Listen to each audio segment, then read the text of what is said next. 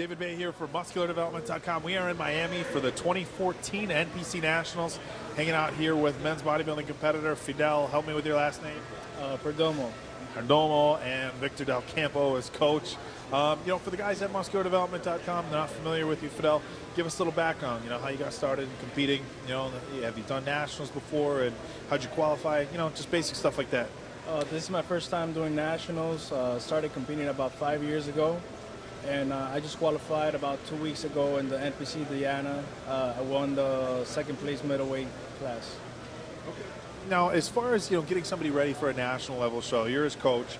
There's a lot of talk, obviously on the boards. People are like, well, if you can't take an overall at a show, then hey, maybe you shouldn't go to nationals. But for the people, and I think people take for granted the fact that some shows are just really good. We just interviewed a young man, Turner Riddle, 6th place at nationals last year.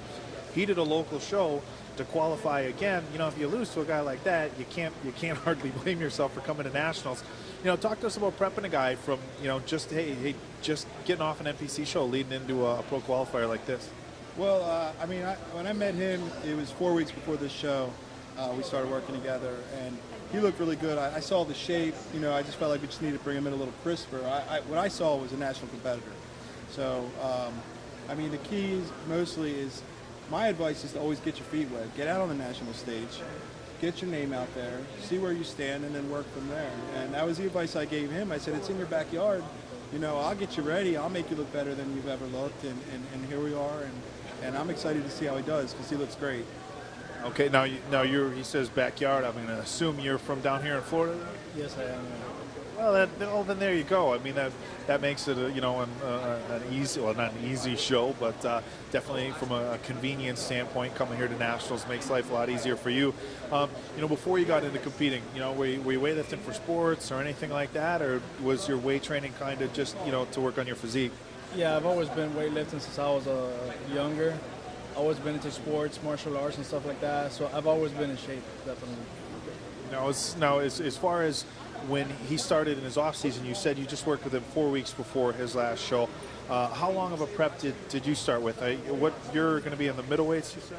Yeah, middleweights. Okay. And where were you at as far as off season? It's one of the things we like to talk about with guys. Kind of, hey, how heavy were you before you started dieting? How much weight did you have to lose? Well, before the show that I qualified for nationals for, I started about 16 weeks out, and I was around 195. Okay. I was kind of lean, but like my off season. For the show that I did, I looked good. I just wanted to qualify for nationals. I wasn't really going in to win. But now working with Vic, I definitely feel really confident, and I'm actually heavier, but a lot more leaner. My condition has improved, so we'll see what I bring in tomorrow.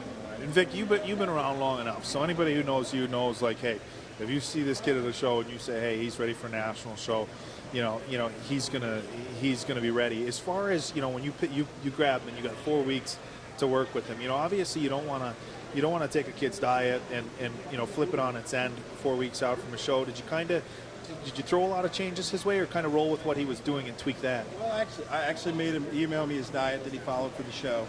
And then I took that diet and I said, well, what would I do from here? And I looked at his body and where we had to go. And I made some changes, and I basically brought him in gradually and just kind of slow and steady right into it. And he actually gained about 4 pounds since his last weigh-in, and he's harder. So, we're really satisfied with the results that we got. But it was, you taking a look at his diet that he was already on and making changes based off that, as opposed to throwing something, like this, this is how, Vic does things.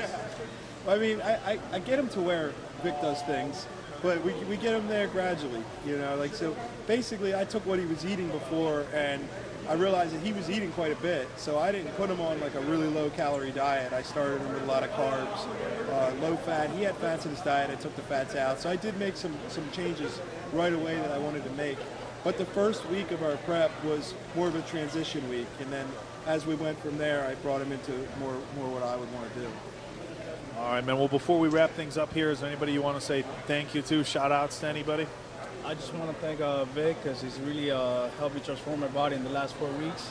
I want to thank my wife for all the support, and just hanging in there with me through the diet. You know, it's not easy. No, it definitely isn't. Well, I'll tell you what, guys, we're going to wrap things up here. Remember, prejudging starts tomorrow at 1 o'clock with the men's bodybuilding, so that is Eastern time. Make sure you check back to musculardevelopment.com. We're going to have our live play-by-play, the pictures going up as they're happening for the call-outs, and obviously the professional pictures from Dan Ray in the galleries. But for now, this is David Baye with Fidel. I'm going to have you help me one more time. Perdomo. And Victor Del Campo for musculardevelopment.com from the 2014 NPC Nationals.